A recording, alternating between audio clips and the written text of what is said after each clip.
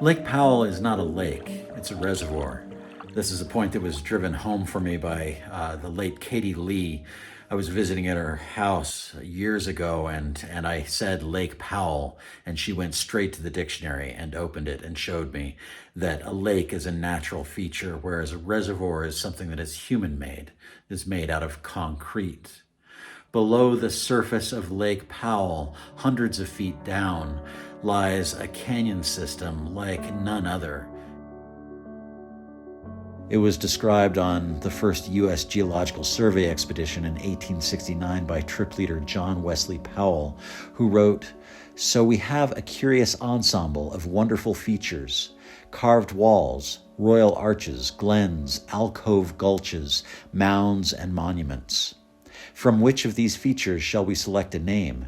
We decide to call it Glen Canyon."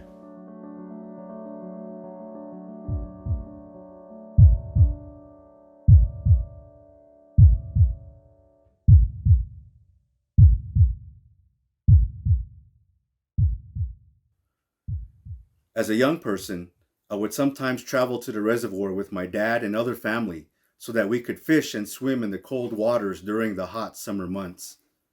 Many times, we would not travel via the paved highways, but rather, we would take a series of interconnecting dirt roads that would take us to the backcountry of ancestral Hopi lands.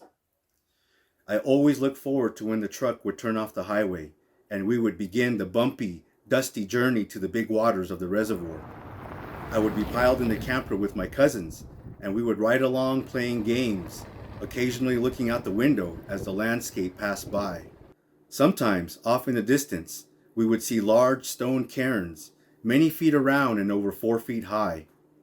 These cairns would be located on the top of small buttes or out on the broad valleys, and I always wondered what they stood for. At that early age, however, they were just another feature on the landscape on the journey to our real destination. It would be many years later, as a young archaeologist, working with my own Hopi people, that I would come to learn that these cairns held deep significance. I learned that they were trail markers, indicating the routes that ancestral Hopi people followed during their clan migrations. These routes were commemorated not only in Hopi memory, but also physically upon the landscape, and they marked our ancestral territories. Today, many of these cairns have been altered or even destroyed by newcomers to this region. Some also think they were built by later Spanish or American explorers, but that is not true. Hopi people know their true origins and meaning, and those that do remain stand as a testament to the long and complex history of Hopi, and they continue to connect us back into the lands of our ancestors, including that of Glen Canyon. Every side canyon had running water. The glens of Glen Canyon stand for cottonwood glens that once lived here, canyon bottoms thick with them. Those are long gone, turned to standing skeletons that have been coming back up now that the reservoir is reaching historic lows. An ancient ecology is coming to light, and it's coming back to life. What we're seeing because of drought and lowering reservoir levels is the biggest restoration project in the country, and no one is lifting a finger to make it happen. It's progressing on its own. The drawback is that while Glen Canyon is beginning to restore itself, the water infrastructure that ecosystems and wildlife and millions of people depend upon is failing. In the 1970s, Lake Powell was filling up for the first time, and I was a kid living in Phoenix, 5-hour drive away from Powell. My dad and some friends got together and rented a houseboat and took me and some other kids out there. That was really my first time on the Colorado Plateau, the first time that I remember. I knew the Rocky Mountains from living there, and I knew southern Arizona and the Mogollon uplands, but but I don't recall ever having seen the plateau until being on Powell. And my experience was naked sandstone that looked like it was Dr. Seuss made for a Roadrunner cartoon, and running around barefoot on it. I had never seen a place like that, or a place with that much water. I was an inland kid, and I didn't know at the time about dams and how that water got there. I just thought, this is a magical place. I've never seen anything like this. And I believe that's how a lot of people come to encounter the Colorado Plateau for the first time, going there recreationally to Lake Powell. That's not why it's here, though. It's not a recreational reservoir per se. It's really a piece of infrastructure rather than a swimming pool. It was put there to be a storage facility for Lake Mead downstream. So the water would be stored in Powell, and then it would be delivered down through the Grand Canyon to Lake Mead, and then dispersed to the lower basin states. From a Hopi perspective, the Glen Canyon region is recognized as a vast landscape that safeguards monuments of Hopi culture and history. This is land of the ancestors, known in Hopi as Motisinum, the first people, and following them, the Hisatsinum, the people of long ago. These two concepts describe not only the cultural evolution of Hopi ancestry, but also acknowledge the longevity of their presence, spanning millennia back into time periods designated as Paleo and Archaic. Hopi ancestors were among the very first to experience this landscape and call it home. Who were these people, and where did they go? Hopi oral traditions recall that many ancestral clans comprised these groups. An ancient oral history from the Rattlesnake Clan details the adventures of Tio, a young Hopi boy who journeyed down the San Juan and Colorado rivers in a cottonwood raft, centuries before John Wesley Powell claimed to be the first to do so. For generations they occupied this area, raising their families and marking their presence upon the landscape. We see traces of their lives within the archaeological record as artifacts, which includes ancestral villages, ceramics, stone tools, textiles, and burials of departed ones. Hopi people believe these are the metaphorical footprints of the ancestors, left behind as testimony of their time in the sculpted sandstone canyons and mesas.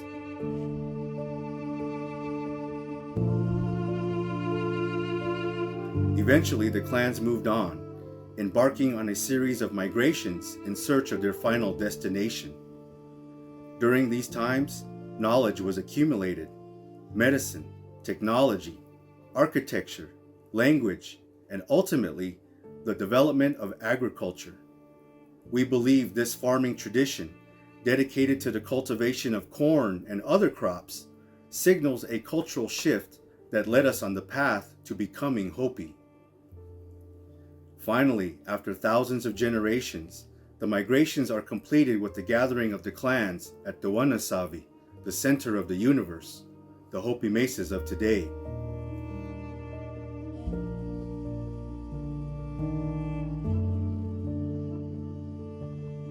When Lake Powell was at its recent low mark, it was at the same level as 1968, when the reservoir was just starting to come up for the first time. To get a look at this moment, I went out on a dory with a 4-horsepower electric motor, 4 miles per hour. We left from the Bullfrog Marina for a few nights to see landscapes that have been submerged for almost 60 years. The dangling rope marina was towed to shore and stranded, and decades of sunglasses, beer cans, and golf balls knocked off the decks of houseboats have been brought to daylight. What I was there to see were features of the old Glen Canyon, at least the tops of its cathedral spires and high gaping alcoves. A set of ancestral toeholds cut into a cliff rose from the water, aiming up to what had probably been a cliff dwelling or a granary, destroyed by boat wash and visitors who could poke into it with the nose of a speedboat. A natural bridge that hadn't been seen since about the time I was born was exposed enough that we could motor right through it and see reflections of sunlight off the water on the bridge's ceiling overhead. I've been writing articles on the science of Lake Powell and Glen Canyon for at least 20 years now, interviewing scientists, sedimentologists, biologists about what happens underneath the water and how long it would take for Lake Powell to turn back into an ecologically viable Glen Canyon. And for a while, I was hearing that it would take decades, that the sediment load down there and just the death rot at the bottom of these canyons, it's going to take a long time. But what we found at low water is that it happens relatively quick. It hardly takes months, sometimes just weeks. The flash floods come through there and move that sediment out and pitch it down deeper into Lake Powell. And what I saw was cottonwoods coming up and willows coming up, much more native plant activity than I had expected. Of course, there were Russian thistles, tumbleweeds growing, but for the most part, I was seeing native plants there. And so what we were thinking would take decades to restore actually happens almost in a snap. Life starts coming back to this place because Glen Canyon wants to live. It is this heartbeat that keeps beating underneath the water, and as soon as that water drops, it comes back to life. And you are aware of that heartbeat as you're walking through these canyons. You see that life returning rapidly.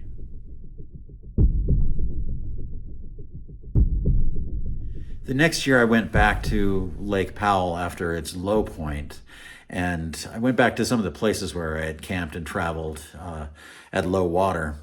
And that year we had had a heavy snowpack upstream, and the reservoir had come up by 60, 70 feet. So all of the places where we had camped were now down below us. And the arch we had gone under, the natural bridge where the reflections had shown up above us, when we got there, it was just a wall, and you could see where the top of the arch would be, but it was just underwater. And those canyons that were freshly emerged that had cottonwood trees growing, they were all drowned. The springs with the maidenhair ferns coming out of the cracks, all that was gone back down into the darkness.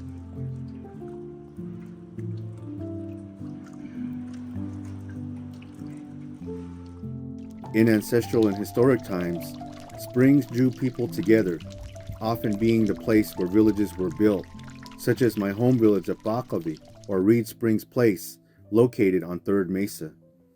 When a prolonged drought occurred across the Southwest in the late 12th century, many ancestral Hopi clans migrated to areas where more reliable springs could be found, including the southern Black Mesa area, where the Hopi villages are located. Hopi people maintain a strong connection with the natural waters found within Glen Canyon, as do many other indigenous tribes and people of the Southwest. Each of our respective cultures has learned the importance of respecting water and not to abuse it.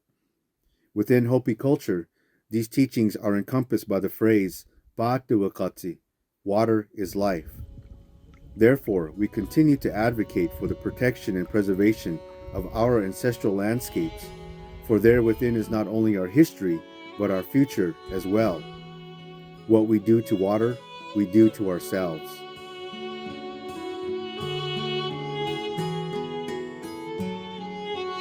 The problem is that we've got too much storage capacity and too little water. The river system that feeds Lake Powell is one of the most heavily developed in the world, with 15 dams on the Colorado River itself and hundreds more on tributaries. These all made sense last century when demand was much lower and snowpack was much higher. The idea was to store as much water as possible. Now we've got too many reservoirs and not enough water to keep them functioning. Too much glass, not enough martini. If you look at the design of Glen Canyon Dam, you'll see it was not engineered for low water. They never imagined this future of drought and overuse. Talk about optimism. They didn't put any sort of low water outlet on what was at the time the tallest concrete arch dam in the world. There's no way to safely release water if it goes below the penstocks. In 2023, it dropped to within 30 feet of those penstocks, and that's after dropping 100 feet that summer. That's how close the dam came to failing. The Colorado River would dry up, something it hasn't done even in geologic history. We were saved by a good winter the next year. Lots of snow up high, rivers running muddy and big long into the summer. It was the kind of year you pray for, and one we haven't seen since then. In modern times, Hopi people continue to visit the Glen Canyon area. We come as any visitor, wanting to see and explore these lands. Yet we also come to pay respects to our forebears. We know that below the waters of Lake Powell, there is a landscape that contains memories of Hopi history.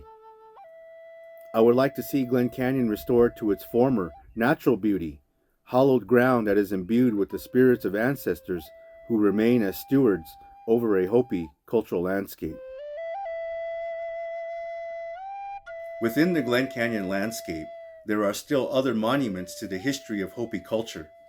These include ancestral villages and panels of petroglyphs and pictographs, which are literal rock writings. They are visual indicators, much like the modern-day emoji, that contain cultural metaphors that can be deciphered from within a Hopi cultural context. Many of them are now submerged beneath the waters of the reservoir. Some of them are probably forever lost, at least physically. But again, as Hopi people, we still maintain memories of our ancestors who once lived within Glen Canyon. One of these places still exists, keeping its head above the fluctuating waters. This place is an ancestral village, now known as Defiance House, which is located up a side canyon built within an arching alcove that faces the setting sun. It was given this name by archaeologist Dr. Bill Lipe, who led an archaeological survey of Glen Canyon in the 1950s. He and his crew were tasked with conducting salvage archaeology, which meant they were trying to locate and record as many archaeological sites as possible before the dam shut its gates and the waters began to backfill. However, he was not the first Anglo to visit and name this ancestral Hopi settlement. Years prior to Dr. Lipe's survey, this small village was known to early river runners who ventured deep into this territory, and they named it Three Warrior Ruin. They chose this name after seeing almost life-size pictographs painted in white pigment on an alcove wall above the site. This scene depicts individuals who appear to be engaged in battle, holding circular shields and wielding raised clubs in their hands. It is a mysterious yet telling story that fits within both archaeological and Hopi understandings of this time period. Most archaeologists agree that these pictographs were made during the late 12th century, during a time of uncertainty and strife within the region. For it was during this period that we know a prolonged drought of many decades had reduced the growing capacity of the area, resulting in tensions and small-scale warfare amongst the people as they struggled to survive. Oral histories from the Paiute, Ute, and Hopi tribes all speak of these difficulties. The world was out of balance. In 2011, a small group of Hopi men came to visit this ancestral site. However, they did not travel via the long trails from Hopi. Rather, they arrived via speedboats. They were accompanied by archaeologists from the National Park Service, and their purpose in coming to this area was to verify Hopi history. Among this group was my own father, himself a member of the Rattlesnake Clan, who claimed this region as part of their ancestral territory. Perhaps it was one of his ancestors who left the battle scene painted upon the sandstone tapestry. Over a decade later, I would make my own travels to this place as part of a Crow Canyon group. Our purpose was to explore the area, and like my father, we traveled via the glassy waters of the lake, navigating our rented pontoon boat up the narrow waterways. By the time of my visit, my father had passed into the spirit world, but I carried with me his journal that he kept during his own travels. In his writings, he pondered this history, but stated with confidence that he knew his people were here. I am grateful that I had the chance to follow in my father's footsteps, and it was pretty cool to see a place that he saw first.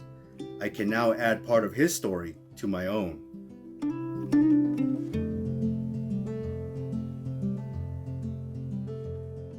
I take every opportunity that I can to record the process of Lake Powell in its throes as this marginal historic level rises and falls. Rafting down Cataract Canyon, you see rapids coming back that haven't been run in decades. And as the Colorado River flows through the sediment left behind by Lake Powell, these mudbergs are exposed, and the river is dynamic, shifting course, looking for a channel. In the spring of 24, Lyle and I took a Crow Canyon group on a week-long Glen Canyon tour. For me, it was a chance to see another level, now 132 feet below its high mark. It was at its highest level in 3 years, and you can't help thinking about the cottonwoods that had started growing down there, the springs that had begun to peak out. What we've learned from falling reservoir levels is what's possible here. Given the chance, Glen Canyon will return on its own. The heart starts beating again, as if it had never stopped.